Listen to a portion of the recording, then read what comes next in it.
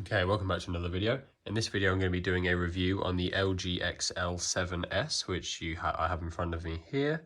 I did a review on the XL5S a while ago, and if I'm being honest, this is very similar.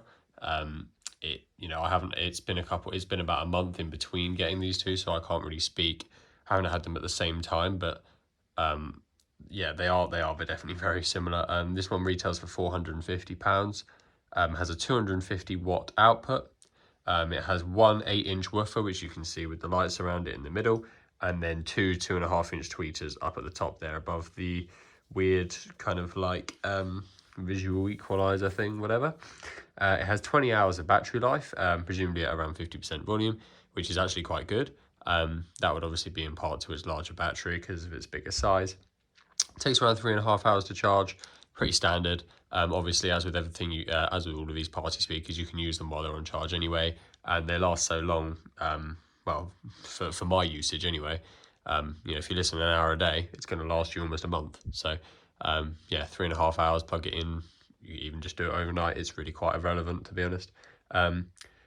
IPX4, like water and dust resistance rating, so perfect for taking outside. And it weighs 18.5 kilos, so it is pretty hefty. However, it does have wheels and like a telescopic handle thing, which I'll show you now. So you've got wheels on the back and a handle which pulls up, if we can see that. Quite good, actually. Obviously, it does still weigh a bit, so you're not going to want to wheel it around town, but it definitely helps with its weight a little bit. Got a little magnetic patch at the back here. For charging and guitar inputs and stuff like that. There is no aux input though, which is a bit weird, so you can't really use it with a computer or an Xbox or anything like that. So yeah, I did think that was slightly strange, but you know, LG will do what LG will do. Because yeah, I mean, the best thing I have to compare this to is like the JBL Party Box 110, and that obviously does have an aux, and I do tend to use these for for PC usage or Xbox usage or just anything really. So, it's not like it's not big enough to have that aux port in there, so it makes a lot of sense to have it. Not really sure why it doesn't, but oh well. Yeah, so we've got the lights around that screen there, which are quite cool, but really not sure what the lights above the the woofer are for. It's just slightly weird. Excuse my bad recording, but I'll show you the kind of settings you can change. This is inside the app here.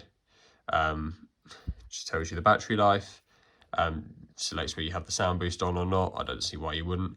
And then there are some kind of like things you can choose for the animation. So you can make it say things, and it will kind of change in real time. It's all a little bit very gimmicky, to be honest. This is a visual rhythm. Some other visual rhythms. And you can edit these and make your own ones. There's also lots of default ones. So these are some that, if I could play this, I have to add them to the selection at the top, and you can also then shuffle through these. What is cool is they're kind of saved to the speaker. So even if you create these in the app on your phone, for example, and then you give it to someone else, and they use their app, it will still show you the things that you've created, which I do think is quite cool. So you can have things like that on there. These are some of the default ones. I'm not entirely sure why this screen is here. I think it's I've only ever left it on the default like visual rhythm. It's a proper gimmick. There's not really any proper usage for it. And frankly, it's probably just a bit of a waste of space as well. They could have put an extra couple tweeters in there if they wanted to, but instead they've spent the space and money on this weird screen. I did definitely want to like try it out. But so like when I was quite interested when I got it, but it's a bit strange, to be honest. So, something I would like to see in the future maybe is like a screen like that, but that can show the lyrics of a song. I think that'd be really, really cool, especially it being a party speaker. A lot of the time people kind of gather around these speakers, you know, it's kind of like the centerpiece of a room. It's not a desk or shelf speaker. It's, you know, it is, you can move them about, and yeah, people do tend to kind of collate around them. So to have the lyrics on a screen like that would actually be quite cool. I don't know why that isn't possible. I know not every song would work with it, but if they could link it with the lyrics application, you know, Spotify has it built in nowadays. So not sure why that couldn't happen, but maybe in the future we'll get something like that. For now, I'll do a sound test with Everything by Diamond Eyes at 80% volume. Enjoy. I'm alone, broken alone. I feel the rain crashing down all around this empty town. I'm searching for the lost and found, but you don't care, you're unaware. Keep moving like the scars aren't even there. It's in the air like a blazing flare. Just stare, 'cause the flames will burn us. I thought you were the one for me. That's why I gave you everything. Held you close by the stormy seas. Oh, you meant the world to me. Kiss your head when you cried for me. Hold your hand while the pain was over. Keep you warm by the roaring sea. You meant the world to me.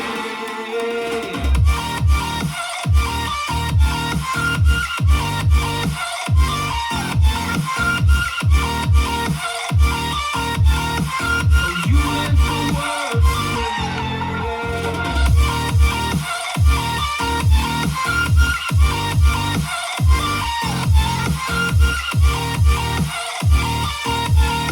Oh, you meant the world to me.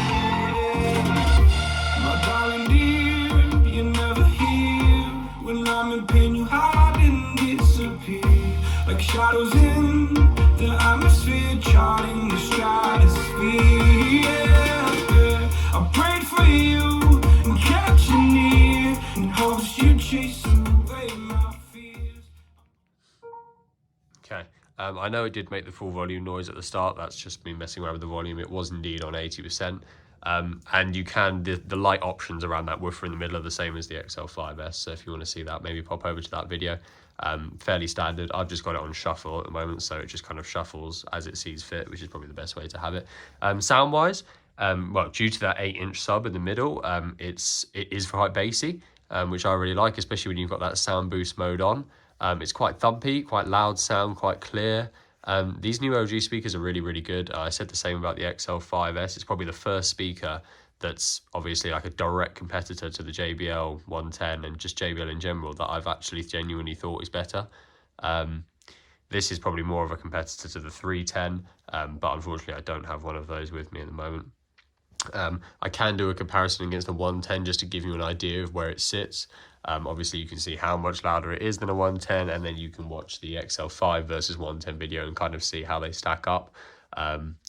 But yeah, it's a really, really solid speaker. I think the screen at the top is a bit of a waste of space and a wasted opportunity. They could have done something more with that, because as it stands, it's frankly just a bit embarrassing. But the speaker as a package, and the sound that can produce from this, is really, really good. And yeah, on a sale you can get this thing for around £400 here at the moment. And yeah, there's really, really not much to complain about here at all. So a really, really solid speaker. If you have any questions or any opinions, anything you think I said wrong, pop them down in the comments and I will reply to all.